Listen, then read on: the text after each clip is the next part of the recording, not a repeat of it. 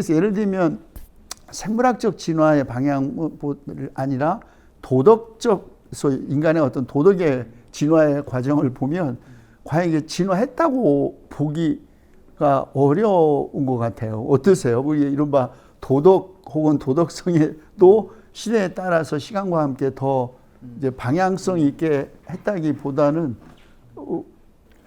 전혀 뭐 도킨스는 그 반대였지 않습니까? 도킨스는 도덕적 오히려 무신론자가 더 도덕적이 아니냐 오히려 뭐 그런 소리도 하고 또 아인슈타인 얘기해서 죄송하지만 아인슈타인의 그 도덕적인 가식을 종교에서 제일 싫어했던 게 바로 아인슈타인이었거든요. 그래서 그 공회당 안 가고 교회도 안 가고 그런 데를 일체 발을 끊어버리는 그것이 이제 바로 그 문제였거든요. 그래서 우리가 도덕성이란 건 역시 이 인공적인 게 아니냐. 그 이전을 생각해야 될 것 같고, 그 도덕적인 디멘전에 오면은 벌써 좀 냄새가 나는 거 아니냐. 근데 우리가 책 한 편에 소위 이기적 유전자 책 있고 그 또 이타적 유전자 뭐 그런 책도 한번 전혀 상반된 주장을 하는 두 책을 한번 읽었었잖아요. 근데 선택의 문제가 아니라 어느 중간쯤에 답이 있는 건 아닌가? 도덕이라는 거는 이제 칸트 생각이 공감이 간다고 저는 보거든요. 그러니까 이게 이제 진화론에서는 만들어진 거라고 도덕을 해석을 하는데 칸트는 만들어진 게 아니고 이게 원래 있는 거다. 그러니까 우리가 거짓말을 하자. 그러니까 생존을 위해서 진화론에서는 생존을 위해서 거짓말을 해도 되고 그러니까 무도덕이 없고 오직 생존을 위해서 이제 행동을 하니까 그러나 이제 만약에 실질적으로 우리가 이렇게 사는데 거짓말을 해도 된다라고 하면 모두 다 거짓말을 하면 경찰도 거짓말하고 은행 직원도 거짓말을 해도 되면 심각하거든요. 그러니까 거짓말을 해서는 안 된다는 원초적인 도덕적 규범이 원래 있다.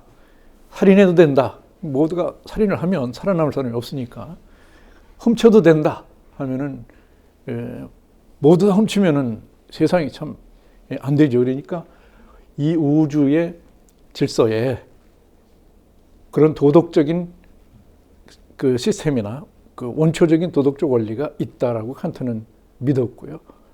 그래서 이제 그 원리가 결국은 신이 준 것이다. 신이 이제 제공하는 것이다 하는 그런 식으로 생각을 했죠. 그래서 그런 면에서 이제 진화론과 이제 이렇게 종교 철학에서 이제 차이점이 좀 있다고 보고요. 진화론에서는 이제 우연을 이제 대부분 얘기를 하지 않습니까? 미생물에서 우연히 분자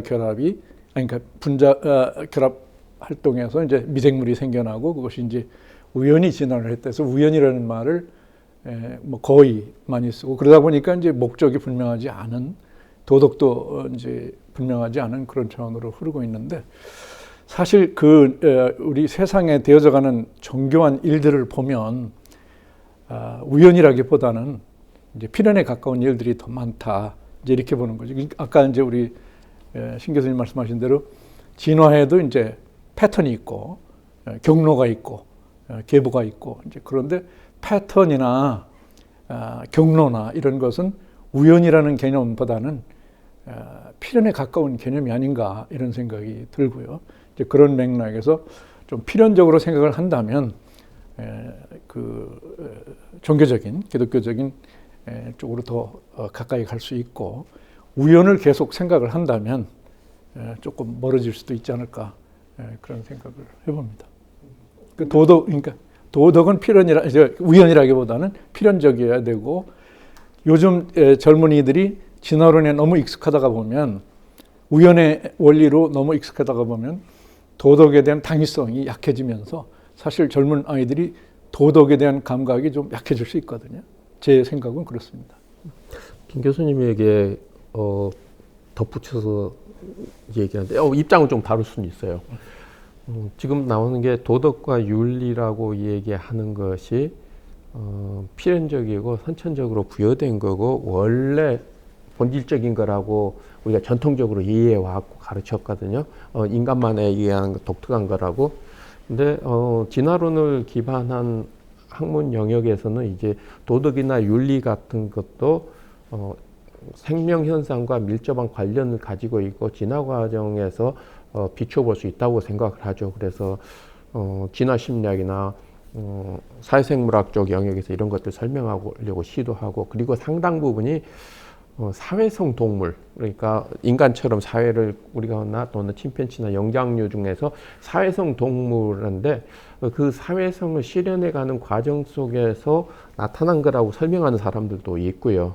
그리고 상당 부분은 그 인간이라고 하는 또는 생명 현상과 관련돼서 도덕적이고 윤리적인 측면을 이해할 수 있다고 주장하는 것들이 있어서, 거기에서 이제 전통적으로 우리가 신학적으로 배워왔던 내용들이나 가르쳐왔던 내용들과 긴장이 있는 건 분명하게 사실이고요. 그렇다고 제 생각으로는 생물학적 관점에서 도덕적 측면이나 윤리적인 측면에 대해서 설명하면은 적어도 그것을 거부하기보다는 귀를 기울여 놓고 들어야 될 거라고 생각들어요. 그 판단의 여부는 이제 각자 자신의 입장에 따라서 정할 수 있는 문제지만은요. 저도 그런 생각이 드는데, 이제 우리가 지금 이야기하고 있는 측면에서 보면은 이기적이다. 또 다른 말로 하면 이제 모든 생명체는 그 환경에서 살아남고자 하는 그런 성향이 있잖아요. 방향성이. 생존하려고 하는 쪽으로. 그건 분명히 있는 것 같고, 근데 그 중에서 우리 인간들이라는 존재는 진화 심리학이나 이쪽 진화의 시각에서 보는 쪽의 설명에 의하면 상당히 귀담아 들을 만한 게 유전자부터 이기적인 성향이 있다 뿐만 아니라 이게 이제 점점 어떤 수준이 높아지면서 우리 인간으로 봤을 때 한 인간이 분명히 생존을 하려고 하는 방향으로 살죠. 그리고 거기서 어떤 문제를 만났을 때 우리가 흔히 얘기하는 윤리적 도덕적인 판단을 어떻게 할 거냐 했을 때 물론 모든 케이스가 그러진 않겠지만 상당히 많은 경우는 자기 생존에 유리한 쪽으로 선택을 할 것 같다. 이거를 우리가 무시할 수는 없을 것 같다. 그러면 이제 이기적이다 혹은 자기 유리한 쪽으로 한다. 그게 맞는 건데, 그렇게 말하면은 도덕이나 종교는 때로는 내 이익에 반하는 쪽으로 살라고 가르치지 않느냐. 근데 또 이게 다른 한편 크게 보면은 그렇게 개인의 잠깐의 이해관계에서 한 걸음 물러서는 듯하지만 그게 전체적으로 보면 더 큰 이득이라는 거예요. 도덕이 그걸 보장한다는 거예요. 그러니까 개인의 이익을 더 큰 틀의 이익에다가 갖다가 바치는 거예요. 그러면 더 큰 이득을 얻기 때문에. 그리고 그거를 제일 잘한 시스템이 이제 종교라는 거죠. 그러니까 종교는 거기서 보면은 개인의 어떤 이기적인 성향, 개인의 어떤 이익을 더 극대화하기 위해서 잠깐 손해처럼 보이는 걸 감수하지만 더 큰 데다가 그거를 다 흡수시켜서 결국은 더 큰 이득을 다 얻어서 나눠 갖는 그런 하나의 장치로서 나오게 됐다. 근데 이제 만약에 종교단체가 우리한테 보기에 굉장히 저거는 이타적인 것보다는 굉장히 이기적인 모습인 걸 보일 때 저는 그 이론이 맞는 거 아닌가 이런 생각이 자연스럽게 들기도 하죠. 지금 형 교수님 말씀하신 게 이타성의 문제잖아요.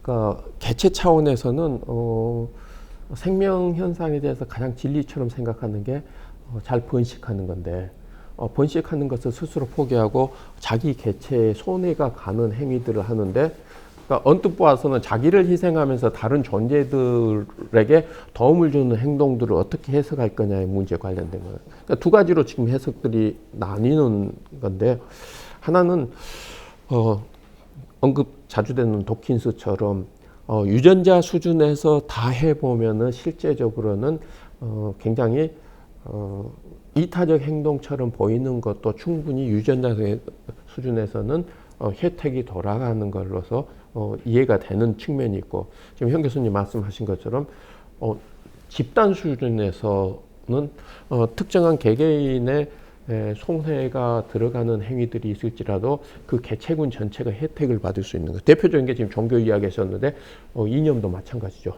이념도 마찬가지고 한 사람이나 한 개체들을 희생하는 것처럼 보이지만은 궁극적으로는 그 조직이나 그 집단 자체가 훨씬 더 강력한 생존력과 번식력을 가질 수 있는 상황이 돌아오니까 이제 그런 식으로 해결하죠. 그래서 제가 한 가지 질문을 드릴게요. 저도 이제 책에서 읽어봤는데 소위 인간의 이타성이라는 것을 종족적인 차원에서 이기성으로 저는 그런 해석의 언어로 봐요. 그러면 난 그게 굉장히 모순이 있다고 보는 게 모든 개체는 자기 이기성을 가지는데 종족 차원에서 그 이기성을 소위 확보하기 위해서 스스로 개체가 이타적인 소위 결단이나 태도를 취한다. 그러면 나는 굉장히 종교적인 요소가 들어간다고 봐요. 그 한 개체가 자기 종족 전체의 집단을 위해서 희생한다? 할 때는 뭔가 그 사이 매개 소위 개념이 있어야 된다고 보는 거예요. 그래서 나는 그런 설명은 진화생물학적이지 않고 굉장히 종교적이다. 나는 그렇게 보는 거예요. 저는 나는 모순적으로 보는 거예요. 굳이 도킨스의 용어로 따지면 그 밈이죠. 밈이 개체를 그러니까 설득시키는 나는 거죠. 그 밈이란 용어도 리차드 도킨스의 그 자존심을 위한 그 소위 용어라고 봅니다. 사실 밈이라는 것은 종교적으로 얼마든지 설명이 가능하거든요. 근데 종교적인 용어를 쓰기 싫은 거예요. 리차드 도킨스는. 그 리차드 도킨슨이 쓴 책 중에 하나가 보면 아주 어린 청소년들 위한 진화생물학 책 하나 보면 자기도 오로라를 보면서 밤하늘을 보면서 놀라움과 경탄을 느낀다. 근데 그것을 애써 비종교적인 거로 자꾸 설명하려고 그래요. 예를 들면 나는 이제 그래서 진화생물학자도 설명에 의해서는 자기가 관찰하고 연구한 바 충분히 나는 오케이. 그러나 그걸 해석하는 데 있어서까지도 계속 그런 태도를 견지하려고 하는 것에 대해서는 굉장히 제가 보기 안쓰러워 보일 때가 저는 있습니다. 유전자 인간에 대해서 좀 문제가 있는 게 유전자와 인간은 거리가 있다. 이제 그렇게 생각을 하고요. 그 근거로서는 제 동생들하고 저하고 유전자를 거의 99% 같이 가지고 있는데 유전자 인간으로 해석을 하면 우리가 거의 비슷하게 행동을 해야 돼요. 근데 전혀 다르거든요.